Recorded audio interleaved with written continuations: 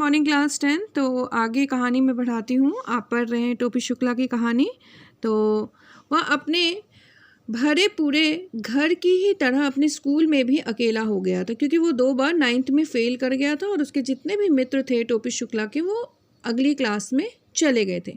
मास्टरों ने उसका नोटिस लेना बिल्कुल ही छोड़ दिया, मतलब मास्टर उस पर ध्यान देना छोड़ चुके थे। कोई सवाल किया जाता और जवाब देने के लिए वह अगर हाथ भी उठाता तो कोई मास्टर उससे जवाब ना पूछता, ना उसे बोलने का मौका देता। परंतु जब उसका हाथ उठता ही रहा तो एक दिन अंग्रेजी साहित्य इंग्लिश लिटरेचर के मास्टर साहब ने कहा, 3 बरस से यही किताब पढ़ रहे हो, तुम्हें तो सारे जवाब जबानी याद होंगे। ठीक है, तो मैं तुमसे अगले साल पूछ लूँगा। इन लड़कों को मौका दो, इनको अगले साल हाई स्कूल का इम्तिहान देना है और तुमसे मैं अगले साल यानी कि पार साल पूछ लूँगा। टोपी इतना शर्माया कि उसके काले रंग पर लाली दौड़ गई और जब तमाम बच्चे खिलखिलाकर हंस पड़े तो वह बिल्कुल मर गया। तो उसे बहुत बेइज्जती महसूस हुई। जब वह अपनी पहली बार 9वीं में आया था तो वह भी इन्हीं बच्चों की तरह बिल्कुल बच्चा था। फिर उसी दिन अब्दुल वहीद ने रिसेस में वह तीर मारा कि टोपी बिल्कुल बिलबिला उठा।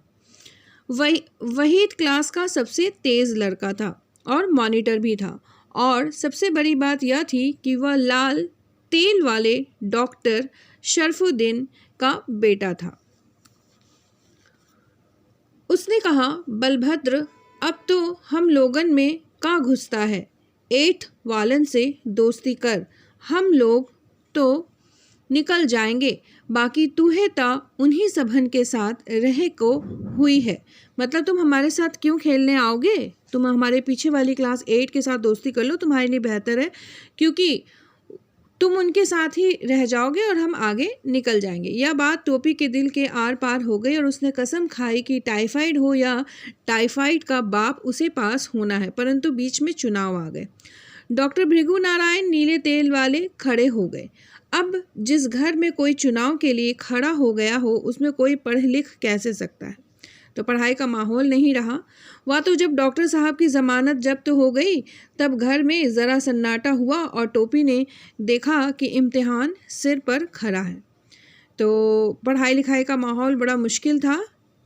यहाँ पे डॉक्टर साहब की ज़मानत ज़ब्त हो गई थी, तब घर में बहुत सन्नाटा हो गया।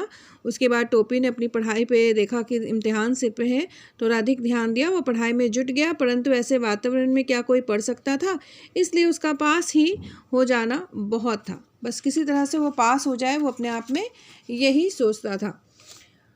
वाह, दादी बोली, भगवान नजरे बद से बचाए, रफ्तार अच्छी है, तीसरे बरस तीसरे दर्जे में पास तो हो गए। बस किसी तरह से तीसरे साल में टोपी शुक्ला जो है क्लास इम्तिहान जो है वो पास कर गए।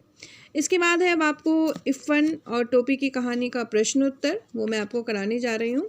पहला प्रश्न है, इफ़न टोपी शुक्ला की कहानी का महत्वपूर्ण हिस्सा किस तरह से है? और ये थोड़ा इम्पॉर्टेंट में भी है, इसीलिए थोड़ा सा इसे टिक कर लीजिए, डबल टिक कर दिया मैंने। इफ़न और टोपी शुक्ला दोनों को 2 तरह की अलग अलग घरेलू परंपराएं मिली थी। इन दोनों ने जीवन के बारे में अलग अलग सोचा था। इफ़न के परिवार में टोपी शुक्ला को एक अपनेपन का एहसास हुआ। उसे अपने परिवार से अधिक प्यार इफ़न के घर में मिला था। अतः कहा जा सकता है कि इफ़न टोपी शुक्ला की कहानी का बहुत महत्वपूर्ण हिस्सा है, कारण कि इफ़न और टोपी की जो दोस्ती वो बहुत घनिष्ठ थी। दोनों अलग अलग घर में पले बड़े, परंतु इफ़न के घर में टोपी शुक्ला को उसकी दादी बहुत प्रेम करती थी, उसे बहुत प्रेम मिलता था इफ़न के घर में। इफ़न की दादी अपने पीहर क्यों जाना चाहती थी? सुकून नहीं मिलने की वजह से। इफ़न की दादी एक जमींदार की बेटी थी, वह दूध घी खाती रहती थी। लखनऊ में आते ही उसे मौलवीन बन जाना पड़ा, जिस कारण से वहाँ उनकी आत्मा हमेशा बेचैन रहती। और पुरानी यादें, जब वह मरने लगी तो उसके बेटे ने उसकी लाश को करबला या नजफ़ ले जाने के बारे में पूछा तो इस पर वह बिगड़ गई और उसने सोचा कि उसके बेटे से उसकी लाश ही नहीं संभाली जा सकती। उसे अपने घर की छोटी छोटी मीठी मीठी चीज़ें याद आई। इसी कारण से वह अपने पीहर जाना चाहती थी और उसने गुस्से से कह भी दिया था कि मेरी लाश तुमसे ना संभाली जाए तो तुम इसे मेरे मायके भिजवा देना। इफ़न की दादी अपने बेटे की शादी में गाने बजाने की इच्छा पूरी क्यों नहीं कर पाई? तो इफ़न की दादी हिंदू मुस्लिम में कोई अंतर नहीं समझती थी, किंतु उसे अपने बेटे की शादी मुस्लिम परंपरा के अनुसार करनी पड़ी। इफ़न की दादी जो थी वो हिंदू मुसलमान में कोई अंतर नहीं करती थी, परंतु अपने बेटे की जब शादी वो की तो वो मुस्लिम परंपरा के अनुसार करनी थी। उसकी शादी निकाह के अवसर पर मौलवी के घर गाना बजाना नहीं हो सकता था। इसी कारण दादी अपने बेटे की शादी में गाने बजाने की इच्छा जो है वो पूरी नहीं कर सकी। अगला प्रश्न है, अम्मी शब्द पर टोपी के घर वालों की क्या प्रतिक्रिया हुई?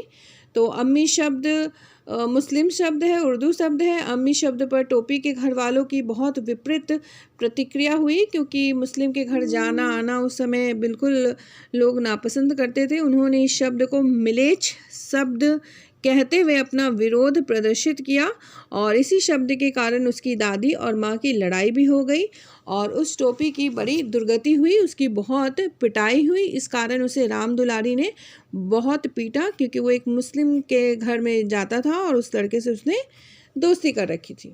ठीक है, तो ये पहला पार्ट है आज आपका प्रश्नोत्तर का और कहानी समाप्त हो गई है। प्रश्नोत्तर को अपनी कॉपी में लिखिएगा, साथ ही साथ इसे अच्छे से याद कर लीजिएगा। ठीक है क्लास 10, धन्यवाद।